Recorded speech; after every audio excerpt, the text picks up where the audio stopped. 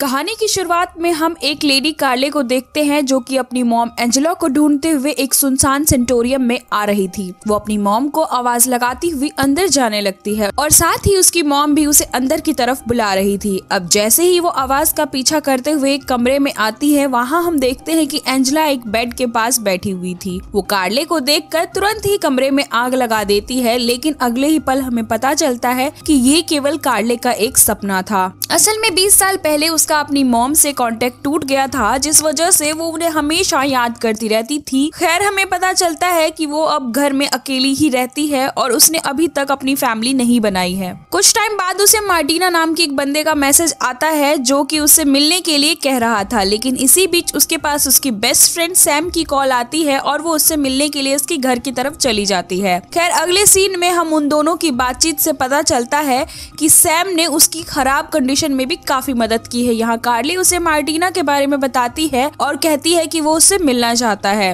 और इसी बीच हमें पता चलता है कि असल में मार्टिना उसके बचपन का दोस्त है, लेकिन जब कार्ले अपनी मॉम से अलग हुई थी तो वो एंजेला के बारे में अलग अलग तरह की बातें करने लगा था, जिस वजह से वो परेशान होकर उसने उसका साथ छोड़ दिया था। अब कार्ले सैम को बाय बोलती है और अपने घर आ जाती है। रात के वक्त मार्टिना के बारे में वो सोच ही रही होती है कि तभी उसे उसका मैसेज आता है और वो उसे कल मिलने के लिए कह रहा था, जिसे देखकर वो उसे मिलने के लिए हाँ कर देती है। अगले दिन वो उससे मिलने जाती है, जहाँ मार्टिना उसे बताता है कि कुछ दिनों पहले उसे मेडिकल कंपनी थेरापॉल में टेस्ट ग्रुप का हिस्सा बनने के लिए इनवाइट किया गया था। और जब वो वहाँ पहुँचा तो उसने कार्ले की मॉम एंजेला को वहाँ पर देखा जो कि कोमा में थी। अब ये सुनकर वो काफी हैरान होती है क्योंकि उसे इतने सालों में कभी भी मॉम के बारे में कुछ भी नहीं सुना था। यहाँ मार्टिना उसे ये भी बताता है कि जब उसने एंजेला को पहचाना तो कंपनी के लोग उससे उसके बारे में जानकारी लेने लगे, लेकिन उसने कुछ भी नहीं बताया और वहाँ से निकल गया। खैर, कार्ले उसे एंजेला की जानकारी देने के लिए थैंक्स कहती है और साथ में ही वो उसे पिछली गलतियों के लिए माफ भी कर देती है। अब हम रात का सीन देखते हैं जहाँ कार्ले अपने बचपन की फोटोज देख रही थी। इसी बीच उसे थेरापॉल कंपनी से कॉल आता है,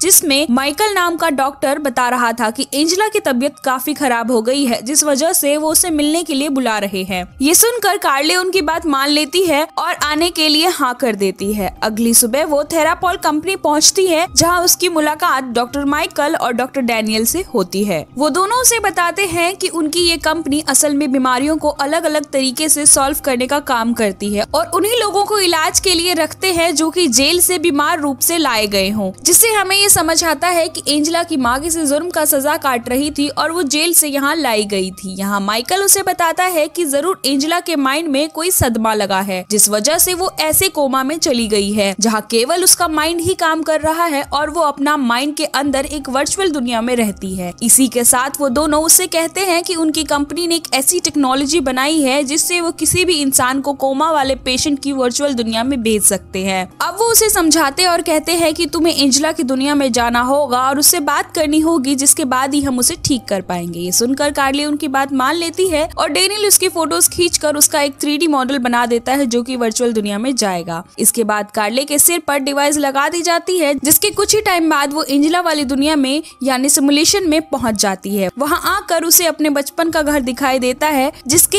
एक कमरे में उसे एंजेला बैठी हुई दिखाई देती है। अपनी मॉम को देखकर कार्ले गुस्सा करती है और कहने लगती है कि वो उनसे कभी मिलना नहीं चाहती थी और वो उनसे हमेशा नफरत करेगी, जिसे देखकर हम समझ पाते हैं कि वो अपनी मॉम से कितनी नफरत करती है। अब उसकी ये बातें सुनकर एंजेला उसे जाने को कहती है और ये भी कहती है कि फिर वो उससे मिलने ना आए। इसके बाद कार्ले सिमुलेशन से बाहर आ जाती है, जहां माइकल और डैनियल उससे उसका एक्सपीरियंस पूछते हैं और जिस पर वो उन्हें सारी बातें बता देती है। लेकिन माइकल जानता था कि वो अपनी मॉम से नाराज है। असल में 20 साल पहले एंजेला ने 21 लोगों को मौत के घाट उतार दिया था। इन्हीं मर्डर्स की वो सजा काट रही थी। माइकल उससे कहता है कि वो एक बार फिर इसी तरह से अपनी मॉम से बात करे और पता लगाए कि उसने उन लोगों को क्यों मारा था। लेकिन कार्ले फिर से सिमुलेशन में जाने से मना कर देती है और वो अपने घर आ जाती है। रात के वक्त जब वो सो रही होती है तो अचानक से उसे एक सपना आता है, जिसमें वो जंगल में अपनी मॉम की आवाज का पीछा कर रही होती है। इसी बीच उसे कौवे के शब्द से बना एक अजीब सा सिंबल दिखाई देता है, जिसे देखकर वो घबरा जाती है और नींद से उठ जाती है। अब सुबह के वक्त एक बार फिर से वो थेरापॉल जाती है ताकि वो फिर से सिमुलेशन के जरिए अपनी मॉम से बात कर सके। इसके बाद डैनियल फिर से वही डिवाइस उसके सिर पर फिट कर देता है, जिसके बाद वो एक बार फिर से उसी दुनिया में चली जाती है।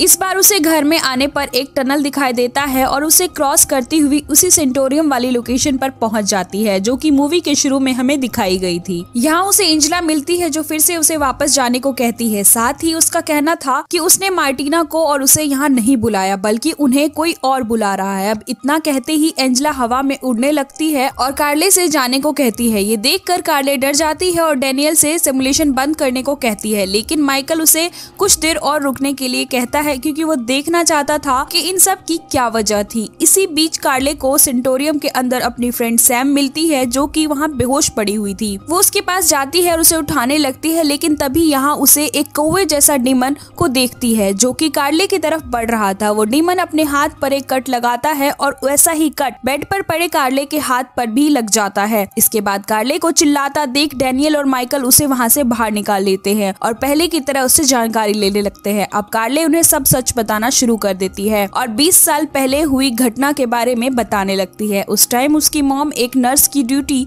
उसी सेंटोरियम में करा करती थी। साथ ही हमें फ्लैशबैक का सीन दिखाया जाता है जहां एक दिन काफी देर तक उसकी मॉम घर नहीं आती, जिसके बाद वो मार्टिना और सैम के साथ सेंटोरियम चेक करने आ गई है। सेंटोरियम आकर उन्हें एंजेला बेहोशी की हालत में मिलती है और उसके हाथ पर सेम वैसा ही कट था जो कि इस वक्त कार्ले के हाथ में है। अब आगे उस दिन के बाद एंजेला काफी बदल गई थी और उसे किसी से भी बात करना पसंद नहीं था। एक दिन कार्ले ने नोटिस किया कि उसकी मॉम कौवे वाला एक सिंबल बना रही थी। रात में हम देखते हैं कि एंजेला ने अनस्टेबल होने की वजह से एक हार्बर में आग लगा दी जिससे 21 लोगों की मौत हो गई। साथ ही उसने 5 लोगों को जहर देकर मार डाला जिसमें कार्ले की दादी भी थी। अब इन मौत के बाद एंजेला को पुलिस अरेस्ट कर लेती है, लेकिन वो जाते वक्त कार्ले की तरफ स्माइल करती हुई जा रही थी और तभी कार्ले ने डिसाइड किया कि वो अब अपनी मॉम से कभी बात नहीं करेगी। अब ये स्टोरी सुनकर माइकल उसे सेंटोरियम के बारे में पूछने लगता है कि वो कहाँ है, लेकिन वो उन्हें इस बारे में नहीं बताती है और वहाँ से बाहर आ जाती है। वो इस वक्त काफी घबरा रही थी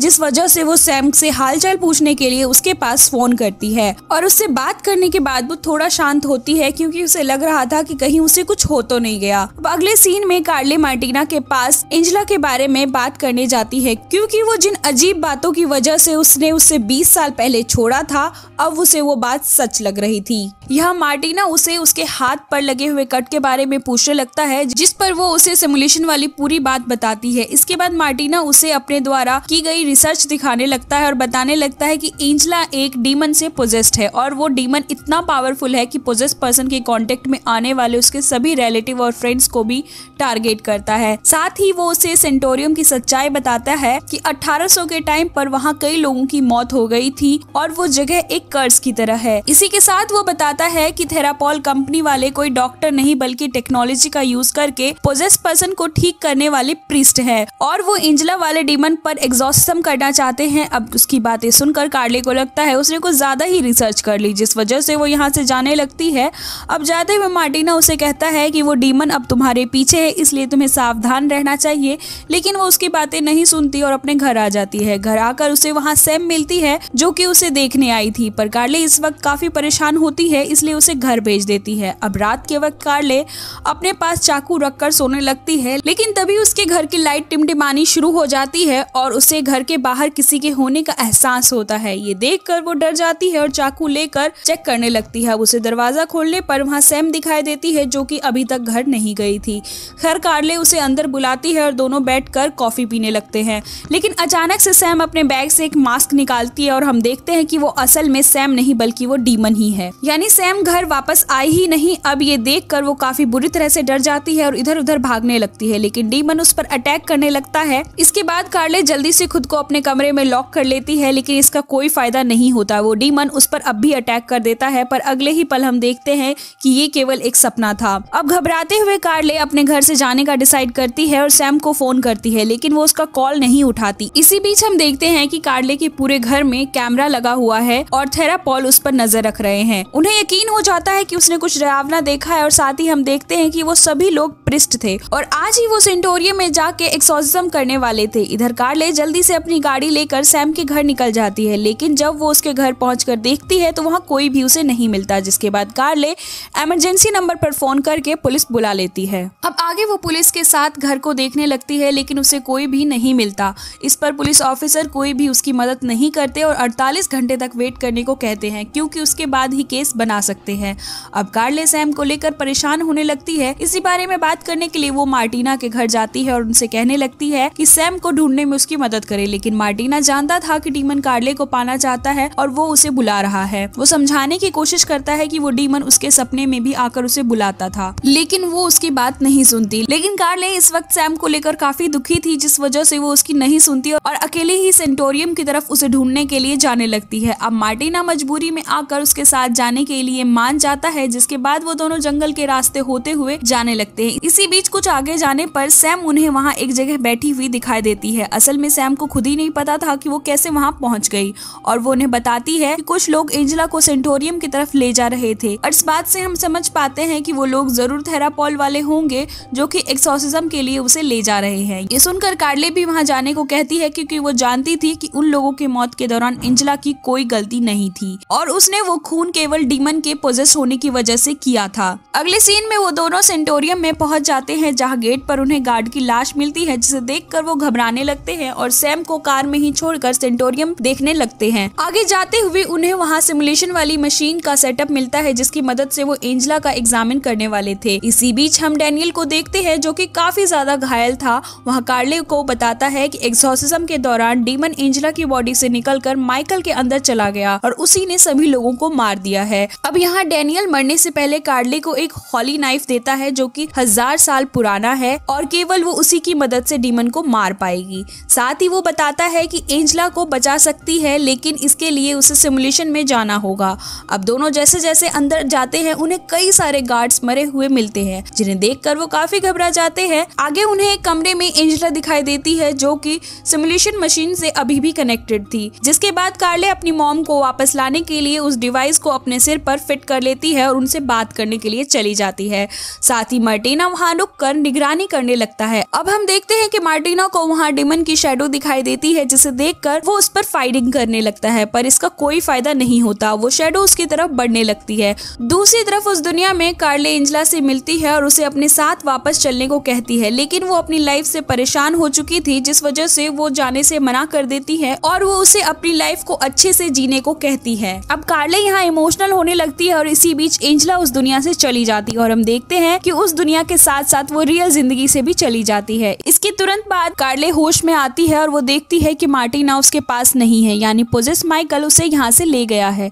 अब वो मार्टिना को देखती हुई सेंटोरियम से बाहर आ जाती है, जहाँ वो देखती है कि मार्टिना ने गाड़ी जला दी, जिसका मतलब था कि उसमें बैठी सैम भी मारी गई होगी। अब ये देखकर वो काफी दुखी होती है और रोने लगती है। खैर वो मार्टिना को ढूंढती हुई सेंटोरियम के कमरे में आ जाती है, जहाँ डीमन ने उसे एक जगह बांध रखा था। कार्ले उसकी मदद करती है। यहाँ मार्टिना उसे बताता है कि वो डीमन यहाँ तुम्हारे लिए आया है, जिससे बचने के लिए तुम्हें यहाँ से जाना होगा। अब वो उसके हाथ की चेन खोल ही रही होती है कि तभी यहाँ पोजेस माइकल आने लगता है, जिसे देखकर कार्ले एक जगह छिप जाती है। अब पोजेस माइकल मार्टिना के पास आता है और उसे बताने लगता है कि उसे लोगों को जलाकर मारना काफी पसंद है, और इसी बीच वो उसे अपना प्लान बताता है कि जब वो कार्ले की बॉडी में एंटर हो जाएगा तो सबसे पहले वो मार्टिना को जलाकर मारेगा। अब यहाँ माइकल कार्ले को छिपा हुआ देख लेता है और उसके पीछे लग जाता है। वो उससे बचती हुई खुद को एक कमरे में बंद कर लेती है, लेकिन माइकल यहाँ भी आ जाता है और उसे पकड़ लेता है। इसके बाद कार्ले जल्दी से उस होली नाइफ की मदद से माइकल पर अटैक कर देती है, जिससे उसके अंदर वाला डीमन उससे निकलकर कार्ले की बॉडी में आ जाता है।